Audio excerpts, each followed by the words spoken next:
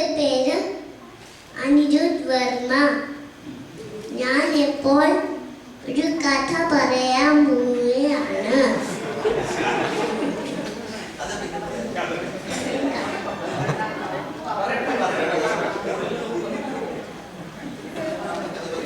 തയ്യൽക്കാരൻ്റെ ആനയുടെയും.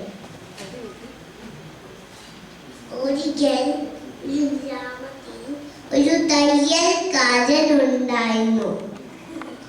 അമ്പലത്തിൽ എഴുന്നള്ളിക്കുന്ന ആനയെ ഇയാളുടെ തയ്യൽ കടയുടെ മുമ്പിലൂടെയാണ് എല്ലാ ദിവസവും കുളിപ്പിക്കാൻ കൊണ്ടുപോയിരുന്നത്.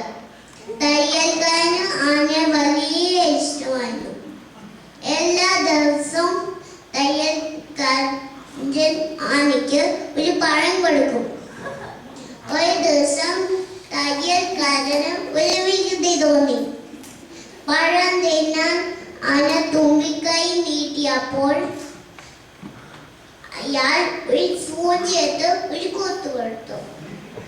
ആനയ്ക്ക് ഭയങ്കര വേദന തോന്നി. എന്നാലും അതപ്പോൾ ഒന്നും ചെയ്തില്ല.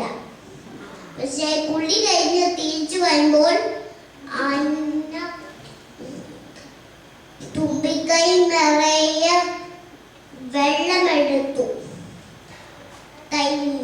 തയ്യൽ കടയ്ക്ക് മുമ്പിലെത്തിയപ്പോൾ ആന വെള്ളം മുഴുവനും തയ്യൽക്കാരന്റെ നേരെ ചീറ്റൊഴിച്ചു.